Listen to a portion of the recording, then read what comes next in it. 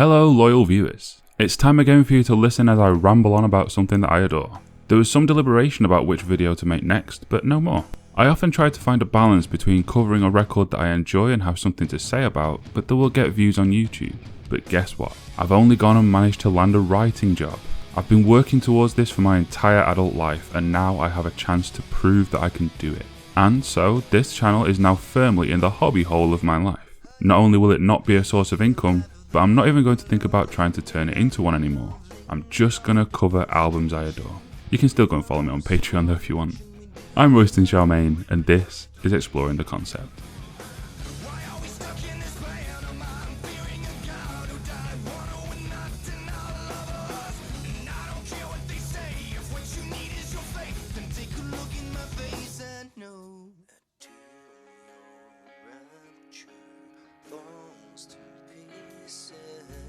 Hurt. The best thing to come from the nu metal post-grunge era in my opinion. This first major label record in particular, Volume 1, is astoundingly good. I was somewhat late to it as well. I remember seeing the music video that you're hopefully seeing as I speak, probably mirrored and colour shifted for copyright reasons, way back in my teenage years when I would spend hours watching Scuzz and Kerrang! For non-UK viewers, they were rock metal TV channels in the 2000s. Rapture got a heavy rotation back then, but for some reason I never checked out the album. It wasn't until years later, after I'd graduated from university, that the song would re-enter my headspace. This dark, twisted, agonising, beautiful piece of art that I have belatedly come to love. A love that I hope to spread to all of you over the next 20 to 30 minutes. Quick warning in case the band name alone wasn't enough of one, this album is not exactly happy. There'll be no sunflowers or daisies to be found in this video. This record explores religious fervour, drug addiction, existential dread, anxiety, depression, and everything in between. So, if you're currently in a less than stable headspace, I'd perhaps put a pin in this video for now and come back when you're feeling better. For those of you who are sticking with me, prepare for an exploration of something maybe best left unearthed. The opinions I'm about to express are my own, and are not influenced by anything the artists themselves have stated or intended. Let's get into this twisted nightmare, tear it apart, and gaze upon its blackened innards. Too graphic? Okay, I'll tone it down.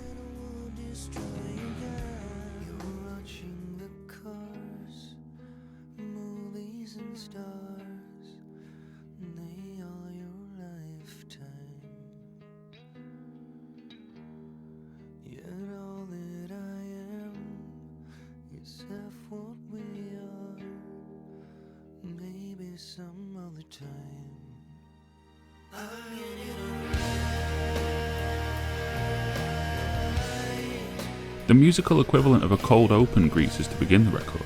Often you will hear critics claim that you should put your heaviest, most energetic foot forward when starting an album. I feel that Hurt have intentionally discarded this age-old wisdom, in favour of setting the scene that they wish to spend the next hour within. I enjoy any song, especially when it opens the record, that begins with the word you. It immediately serves to involve the listener by addressing them directly. The song accuses us of being superficial, base level, shallow, whilst lamenting that despite this, the speaker is still not as much as we are. Rather than accusing us, I actually feel that the protagonist of the piece is meant to be directly relatable to the listener, allowing us to side with him and think of all the shallow people we encounter in our day-to-day lives.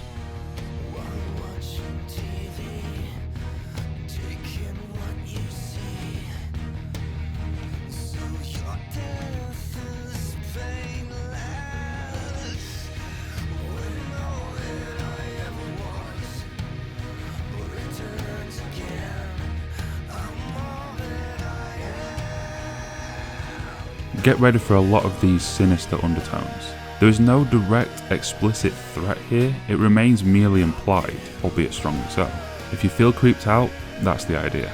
This opening song doesn't say too much figuratively and literally, there aren't too many lyrics in this one. It does, however, serve its purpose in creating an atmosphere for a more wordy, lyric-laden track to play within.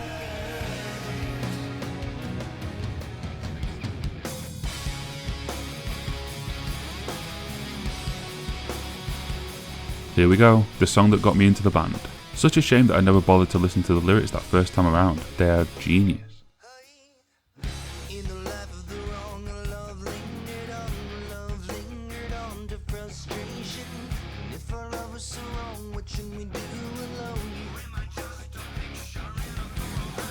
Why are we stuck in this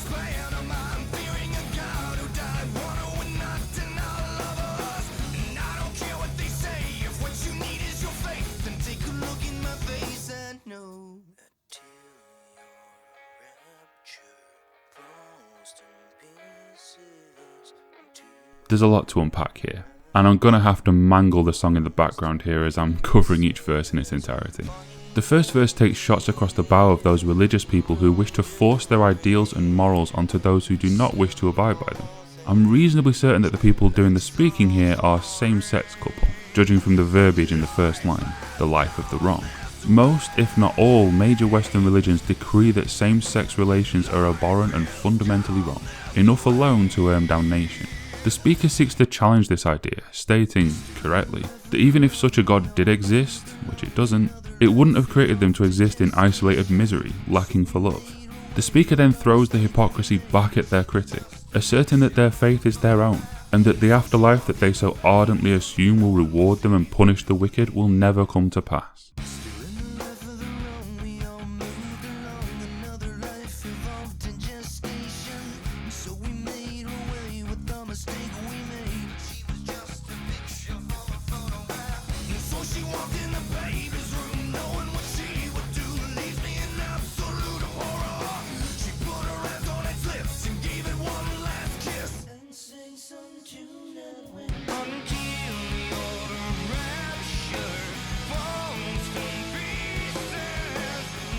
Perhaps not a same-sex couple, perhaps a mixed-race couple? This is still something that the pious bigots would condemn as being within the life of the wrong. It would also explain why that unborn child would be seen as similarly wrong before it was even born. Or, it could be the same-sex couple using either a surrogate or sperm donor. The use of the word she guarantees it is not a male-male couple, so more likely a donor. Either way, the nonsensical bullshit of the religious has poisoned her mind, tricked her into believing that she is wicked, and so anything that could come from her would be similarly so. This leads her to committing an atrocity, killing her own child. I told you this got dark.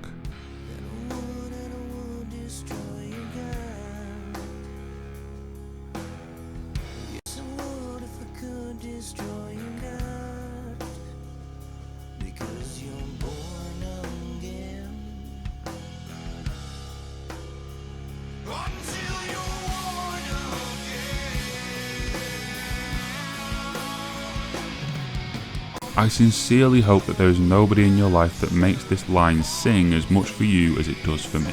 I won't name her, but I have a very clear vision of a face in mind when hearing this line. Born again until you're worn again indeed.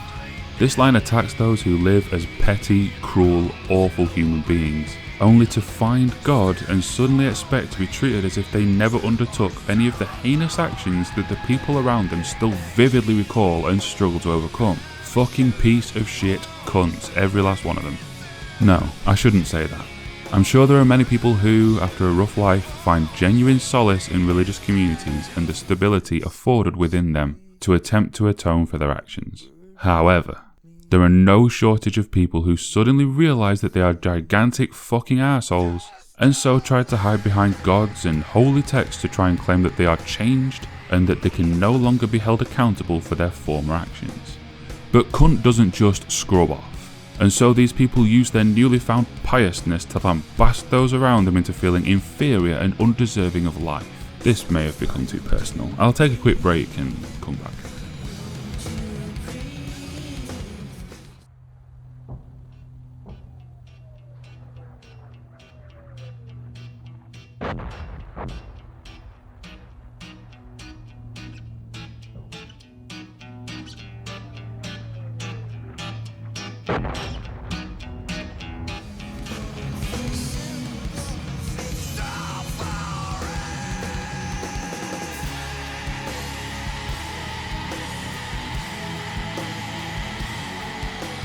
Well, that's by far the most I've ever said about a single track in exploring the concept.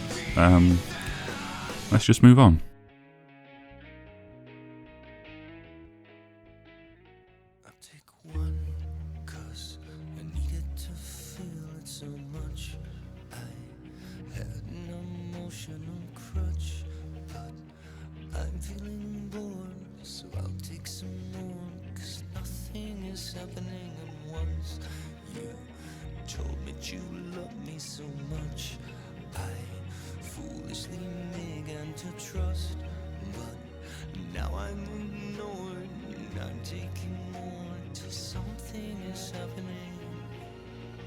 This song is what I imagine hopeless chemical dependence feels like. Ambient, aimless, desperate, lost.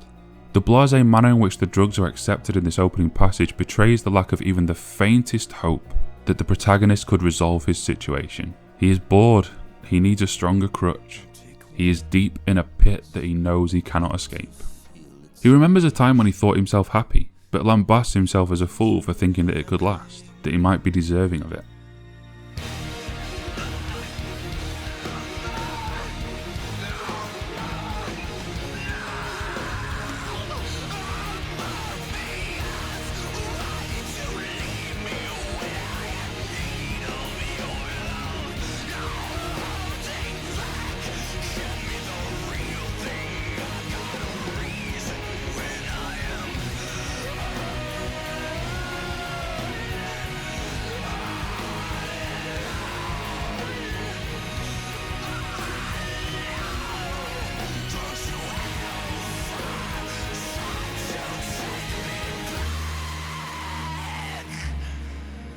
The love that the protagonist seethes over in the verse is not that of a human, but of a god.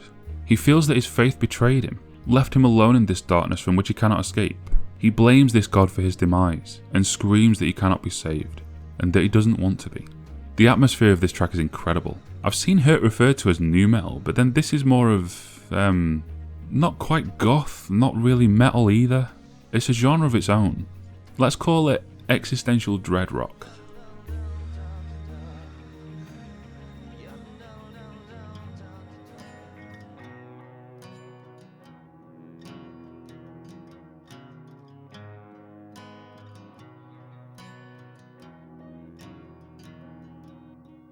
Messed up again when I tried.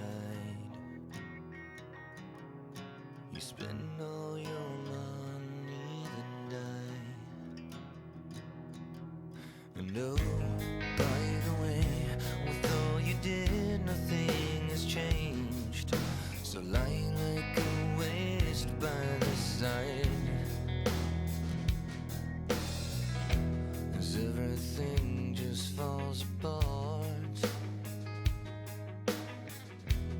Everything just fell apart from me. I cracked my head and broke my. I cracked my head and broke my. I cracked my head and broke my heart. The protagonist doesn't see trying for a better life as something worth doing, as, when he has in the past, nothing good has come of it. He breaks his mental spirit and kills his desire. He is rather condescending in his tone towards the listener and himself. I do this. My inner voice is often a smug little shit. These behaviours are familiar to me too.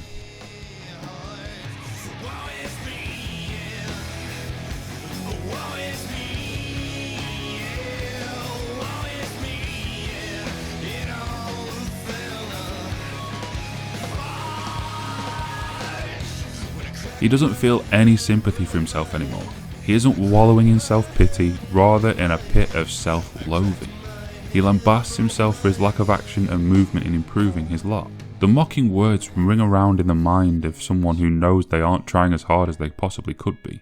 I almost read this track as attacking someone else, but with the switches from second to first person, I see it as the voices in his head attacking him. Something I have somewhat of a familiarity with.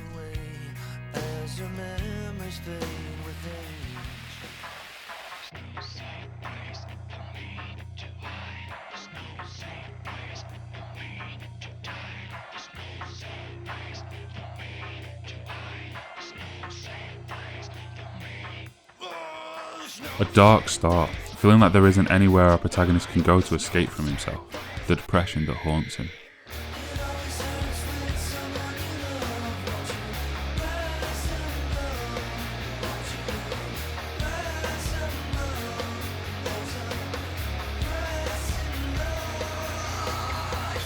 The vocal delivery for this section feels very different, perhaps indicating that it is from the perspective of a different person, or perhaps a different personality. It feels like this passage is in reference to the troubles expressed in the opening lyrics, an almost motherly worry. It could be that this is what is meant by a price in blood, although I think this is more likely a reference to taking one's own life. I told you it was dark. Tell me a story about your life. Won't you tell me that we'll be just fine? Singing songs about the online sign. It's taking me back to another time. The protagonist begs for a memory, his own or that of another, to come and offer a reprieve from his spiral. The reference to Auld Lang Syne rings of a New Year's party to me, and something that is mostly a family party kind of thing. It could be that this is just a personal connection I've made, but that's kind of the point of these videos. I'm feeling a very parent-child vibe from this. I see the car that your mom keeps sending. When I breathe, it feels just like my life is ending. Think of the one that I'm most respecting, and all the words that I'm now regretting. I'd hold them now, but I'm bruised and beaten, and I'm alone and I'm barely eaten. And it seems just like the way it goes, that down the road I may have known about the love in both of us. We push and shove, betray the trust. Don't let this make a fool of us. I'm tired, hungry, broken, just wish I could come back home. Ah, sweet vindication. So it feels like either Mother has died, or he's fallen out with her long ago, or both, and now in his darkest times, he's imagining her and looking to memories of her for comfort and escape.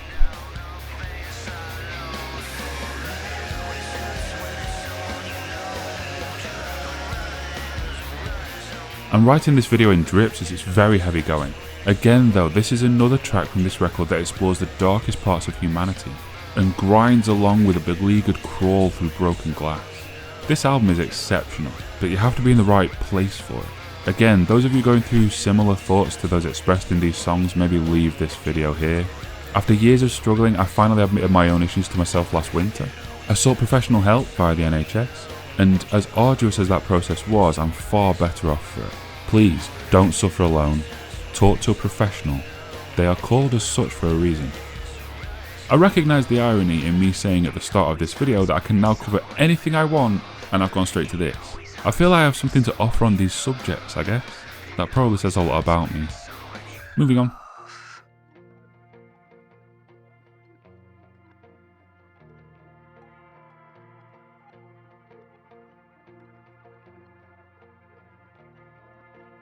I asked it where it had been. Then we started arguing. I'm just like the other ones, but I don't believe you think I'm dumb. And where did all the money go? Did Jesus come and no one know? Sugar, spice, and insulin. Hold me till you're back again. 'Cause it feels like I'm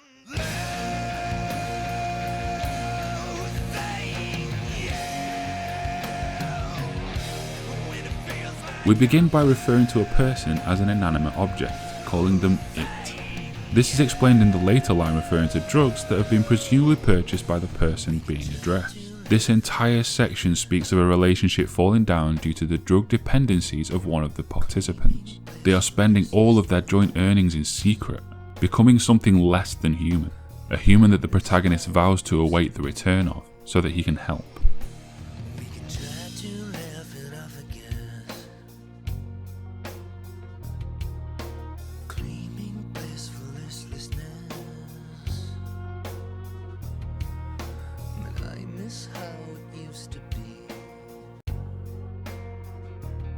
She only looks like you when it's using me. Her silver spoon oblivion paints her blue and back again. I love you, I need you, I'm still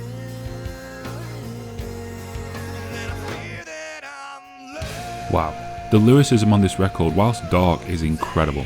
We are holding on to her. hoping that the demon heroine that has her mind will release her from its grasp. We play along, participate in her vices, hoping that we can coax her out of them.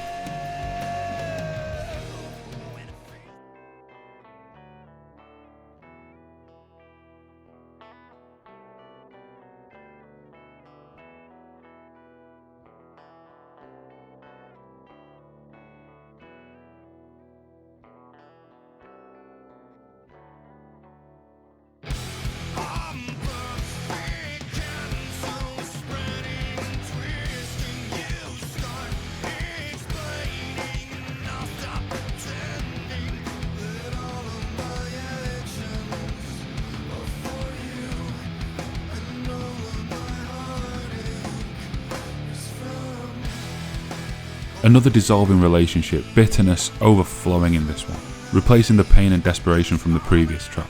He knows that she lies, that he cannot trust anything that he gets from her, so he lies right back.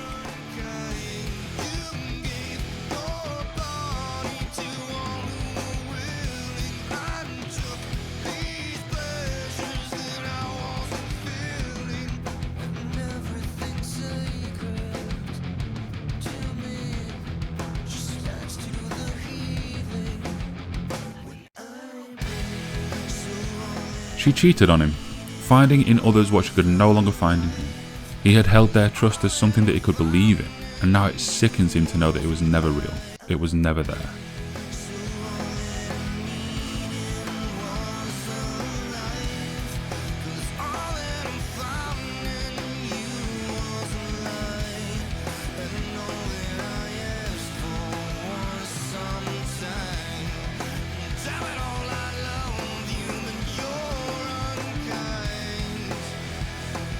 Ironically enough, I think describing this person as unkind is pretty kind. You could say far worse. Several, far more severe terms spring to mind. Musically, this track is one of my favourites. The drums skip along underneath, underpinning and driving along the sombre, angry harmony. An enjoyable listen, despite everything.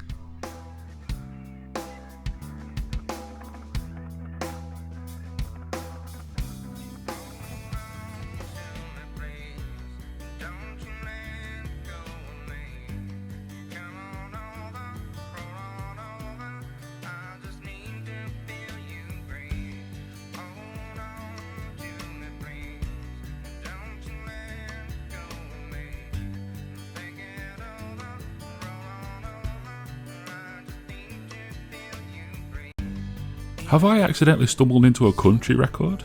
What an unexpected tonal shift, but I definitely did not complain when I first heard this one. A welcome respite from the drudgery and depression that preceded it.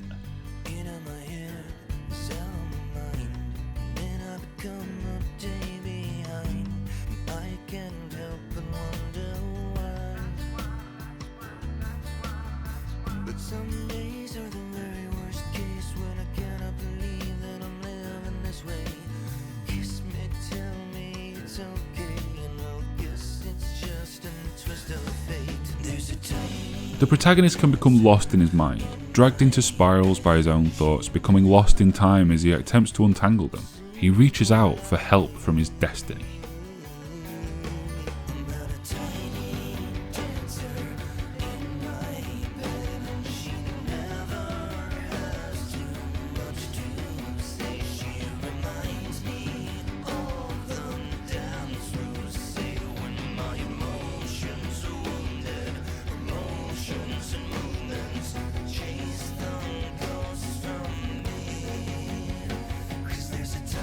This is beautiful.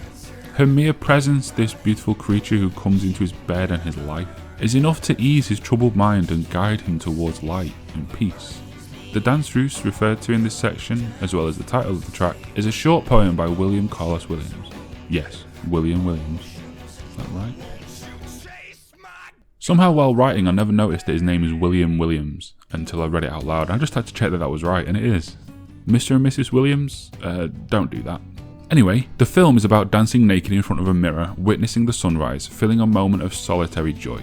So, is this alluding to the idea that the girl in the song is imaginary, that he is alone? With the track record of this record, yeah, probably. But I'm going to choose to believe otherwise and hold on to this shining light of a track. I love it. It's been in my Deezer favourites for 6 years now. Yes, I use Deezer. The flow feature is better than anything on Spotify. Fight me.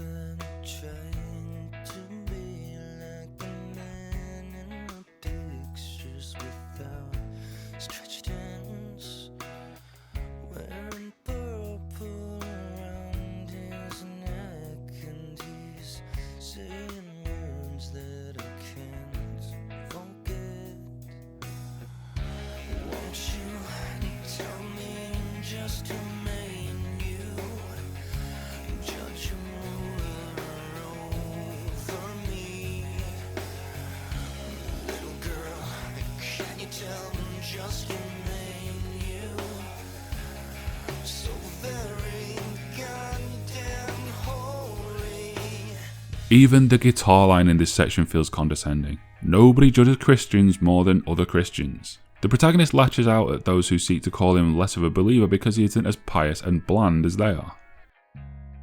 Cause I tried to be the best I could, and I did the best my friend mine could. I traded all just for one touch. I give it all to be enough to make things new. Yeah. It's possible that the lyrical content of this one is sincere, but it rings disingenuous to me. This feels like a mocking, snide shot across the bow of those who hold themselves to a holy standard, foregoing most of what life has to offer, and chastising those who do not follow their chosen path.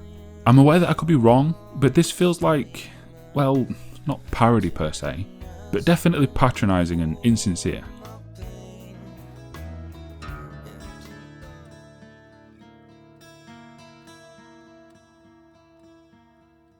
Cold on the inside and phases my lifestyle, staring through all nights. I love you, but I lie. Cold on the inside and faces smile eyes, staring through all nights. I love you, but I lie. Repetition with contrasting emotion, another tangle. Cold insides, lights and smiles dying, love and hate both being lies. This feels like an exploration of emotional apathy. There is so much empty space in the sound as well, backing this up.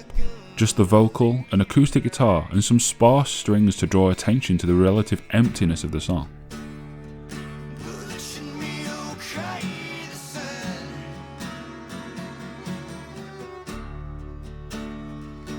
Just forget the pain, the sun, but I could always lie. Yeah, the doctor said no, being just fine. Yeah, the white coat said no, live until I'm cold on the inside.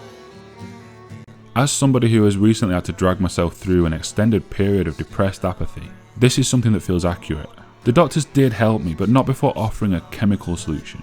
Paper over a crack that I'd wanted a more permanent solution to, or at least a better understanding of. What this speaks of for me is of people just cooing, telling you it's going to be okay, rather than saying something meaningful and helpful. Again, speak to a professional. It helps eventually, I promise. Lie. Yeah, the doctor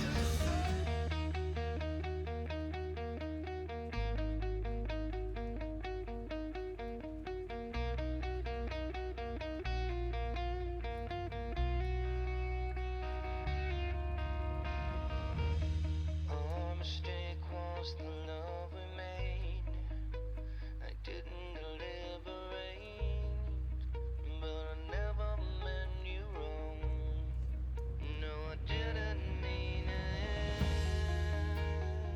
And we end the album with another slow track. The pace really drops in the latter stages of this one, growing tired as the listener's brain surely will when contemplating the emotions expressed. This is a lamentation of lost, regretted love.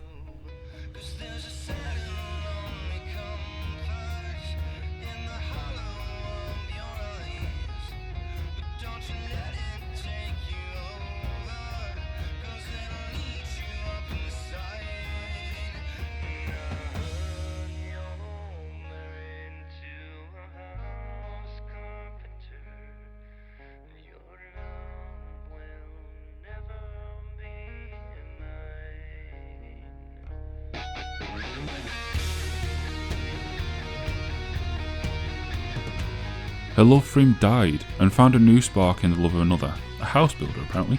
I want to bring attention to the guitar work in this one and the instrumentation generally. Something that this album does excellently is build an atmosphere. Despite how heavy the subject matters are, it rarely feels arduous to listen to unless you sit and pick apart the lyrics, of course. This is a perfect, sad, rainy day record. Something to wallow in for those of us who enjoy such things as I do. This is one to keep in your collection for the times when you need to know that the darkness inside of you is shared and understood.